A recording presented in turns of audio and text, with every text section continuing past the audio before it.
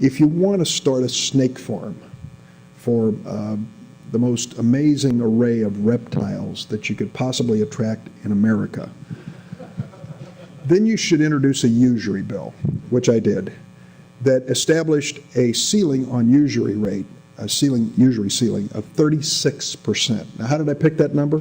I picked that number because 3 or 4 years ago, the Department of Defense came to the Republican Congress and the Republican president and said, we got a problem. Our soldiers and our Marines and airmen and sailors are borrowing money at these payday loan operations and title loan operations right off the base, getting so deeply in debt we have to sever them from the service. We have to discharge them after all the training and preparation we've given them. So we're going to establish a maximum that you can charge a member of the U.S. military or their family of 36%. It's the only usury law on the books, the federal level, that I know of. So I put this in and said if it's good enough for the military, it's good enough for America. Let's put 36%. And the folks that have crawled under my door to come and protest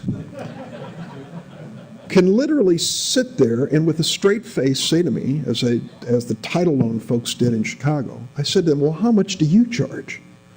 Well, you know, it depends. I said, come on, give me the range. What do you charge? Well, somewhere between, annualized? You want it annualized? Yes, annualized. Well, you like APR? Yes, like APR. So somewhere between 58% and 300%. What? Somewhere between 58 and 358%. I said, if you can say those words to me with a straight face, you shouldn't be in business. I mean, it is nothing short of an outrage. You know, I think there were segments of the Godfather movie involving some things here that these guys are doing for a living.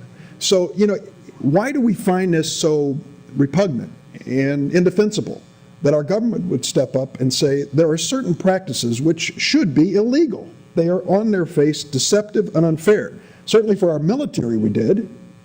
Same thing is true here when it comes to factoring.